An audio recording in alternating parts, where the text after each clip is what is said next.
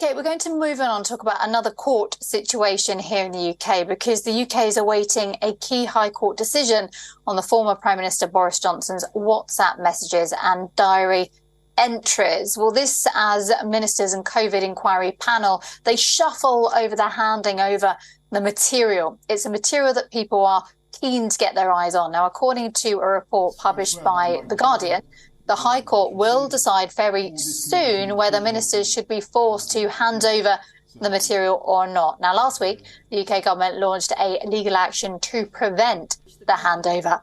The Tory government has so far refused to hand over the material. Recently, the government even claimed that it does not have the material at all. And meanwhile, a Johnson spokesperson has said that the former Prime Minister will hand over the material directly to the inquiry panel if it's required to do so, or if the panel asks him to do so.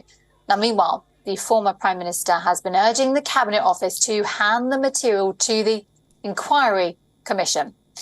Now, the Cabinet Office, the Minister, Jeremy Quinn, says that the government's aim to limit the COVID inquiry powers, which the UK government claim has been misinterpreted by the panel head, Heather Hallett. Now, on the other hand, Hallett says what's relevant or not, it all falls under her job title and not the government's.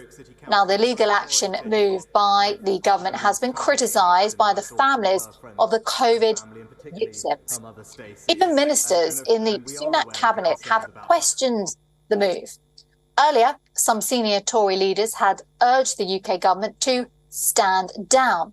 Now, until now, Johnson had handed over 300 printed pages of WhatsApp chats and 25 notebooks to the Cabinet Office.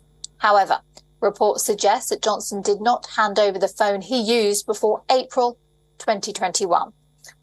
This time period covered 3 lockdowns in the UK, as well as the gatherings of information by the Sue Gray inquiry panel.